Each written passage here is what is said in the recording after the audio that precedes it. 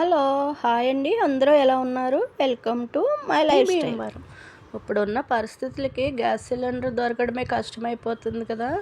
ఇంకా కార్డు ఉన్నవారైతే గనక ఒక నెల రోజులకి బుక్ చేసుకోవచ్చు. కానీ నెలకి రావట్లేదు. నెల 20 రోజులు అలా అయిపోతుంది.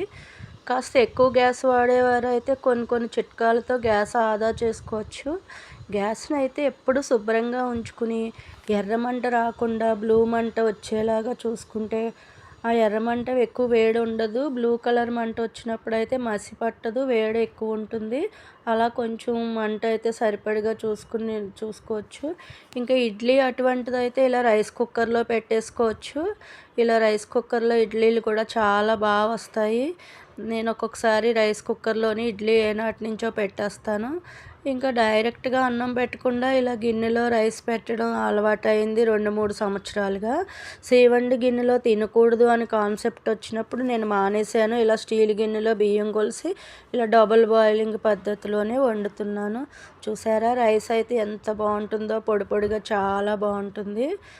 ఇంకా కొన్ని ఇళ్లల్లో ఎక్కువ మంది పిల్లలుంటారు, వృద్ధులుంటారు. అస్తమాను టీ పనమ్మాయికని, వాళ్ళకని, వీళ్ళకని 2, 3 సార్లు వేడి చేసే బదులు ఒకేసారి టీ కాసేసి ఫ్లాస్కులో పోసుకుంటే కొంచెం ఆదా అవుతుంది.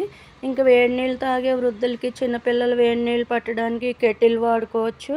కెటిల్ ఎంతో సహాయపడుతుంది. చాలా వేడి నీళ్ళకని, అదని, ఇదని మొత్తానికి అలా కెటిల్‌తో, ఫ్లాస్క్‌తో గ్యాస్ బాగా క్లీన్‌గా ఉంచుకుని, పెద్ద పెద్ద గిన్నెలు కాకుండా సరిపడ గిన్నెలు పెట్టుకుని, ఎక్కువ కుక్కర్‌లో వాడుకుని, ఇలా ఉంటే గ్యాస్ చాలా ఆదా చేయవచ్చు. ఇంకా టిఫిన్‌లు అవి ఇలా పూరీలు, ఇంకా కొన్ని కూరలు అయితే గ్యాస్ మీదే వండుకోవాలి. అవి ఏటిల్లోని వండుకోలేము. ఇంకా షాపుల్లో అయితే గనక ఇండక్షన్ స్టవ్‌లు, రైస్ కుక్కర్‌లో కూడా చాలా రేట్ ఎక్కువైపోయినాయంట. కొన్ని షాపుల్లో అయితే లేవని చెప్పేస్తున్నారంట. ఇలా మారిపోయింది ఇప్పుడున్న సిట్యుయేషన్‌కి అయితే గనక. ఇండక్షన్ స్టవ్ 4000, 5000కి వచ్చేది ఇప్పుడు 11,000, 10,000 అయిపోయిందంట. రైస్ కుక్కర్ కూడా అంతేనంట. కొన్ని చోట్లయితే అసలు దొరకట్లేదు అని చెప్తున్నారు.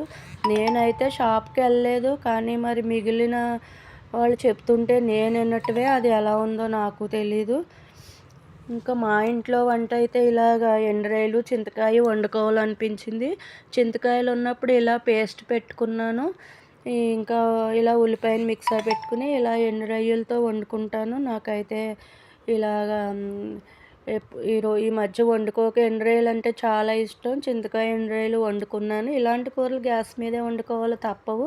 ఇంకా పప్పు, కూరగాయ ముక్కలు, బంగాళదుంపలు ఇవన్నీ రైస్ కుక్కర్‌లో ఉడకబెట్టేసుకోవచ్చు. ఇలా అవసరం అందులో వండలేని వీళ్ళన్నీ గ్యాస్ మీద పెట్టుకుంటే కొంచెం ఇంచుమించు గ్యాస్ సిలిండర్ 2 నెలలు, 3 నెలల వరకు మనం ఆదా చేయవచ్చు.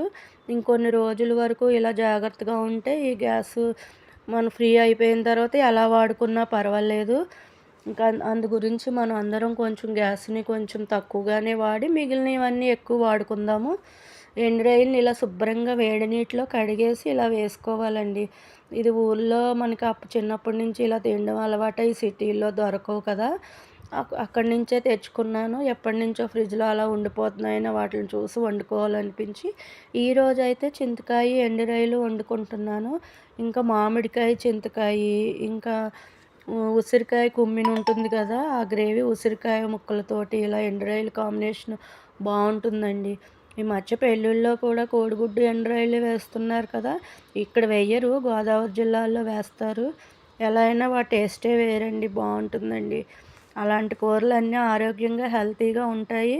ఇక్కడ అన్నీ రెడీమేడ్ కూరలయిపోయినియి. ఆర్డర్ పెట్టుకునే కూరలయిపోయినియి. ఒకవేళ ఇంట్లో కూర వండినా మనం వండే పూర్వకాలం పద్ధతిలో వండితే పిల్లలు తినరు, పెద్దలు తినరు.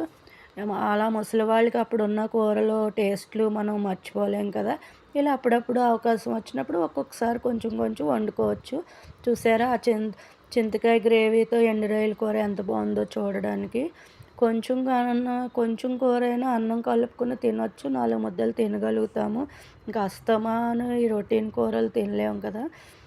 ఎలా అయినా ఊర్లో ఉన్న హెల్తీగా ఇక్కడ సిటీల్లో ఉన్న కూరల్లో తిని ఉండలేమండి బాబు. అక్కడ అలవాటయిపోయి టైంకి 12కే భోంచేసేస్తాను. ఇక్కడ వాళ్ళైతే 2కి ఇంకా 2:30, 3 కూడా అవ్వచ్చు. ఒక టైం ఉండదండి సిటీలో అయితే గనక. ఇంక ఇది చూడండి మా మనవడికి ఇంకా సైన్స్ కాదండి సారీ మ్యాథ్స్ క్విజ్‌లో గోల్డ్ మెడల్ వచ్చిందండి. ముగ్గురు పిల్లలకొచ్చింది గోల్డ్ మెడల్ చాలా సంతోషం వేసింది నిన్న. ఇదైతే ఇంద్రనీల్ వర్మ వీళ్ళు షాపింగ్ పెట్టారంట భీమవరంలో. మా అమ్మాయి ఎళ్లి ఫోటో తీయించుకుంది. ఇదైతే డైనింగ్ టేబుల్‌కి అడుగున గ్లాస్ కింద ఈ కలరేసిన పువ్వులు ఇలాంటివి ఇలా ఎండివి ఆర్టిఫిషియల్ వేశారు. ఇల్లు షిఫ్ట్ అయినప్పుడు గ్లాస్ కింద వేసి బిగించడం మర్చిపోయారు. ఇవి ఇంకా అలా వేస్ట్ అయిపోతాయని ఇలా దండ కింద కూర్చాను ఖాళీగా ఉన్నప్పుడు. గుమ్మానికో, దేవుడికో, దేనికో దానికి పనికొస్తుందని. పారబోసేస్తే ఏమొస్తాయి చెప్పండి? ఇలా ఏదో ఒకటి ఉపయోగిస్తే దేనికో దానికో ఉపయోగపడుతుంది. నాకెందుకో ఏవి మా గమ్మున పాడేయబుద్ధి అయ్యేదండి. ఇంక ఇవాల్టికి ఇదేనండి. లైక్ చేయండి, షేర్ చేయండి, కామెంట్ చేయండి. Thank you.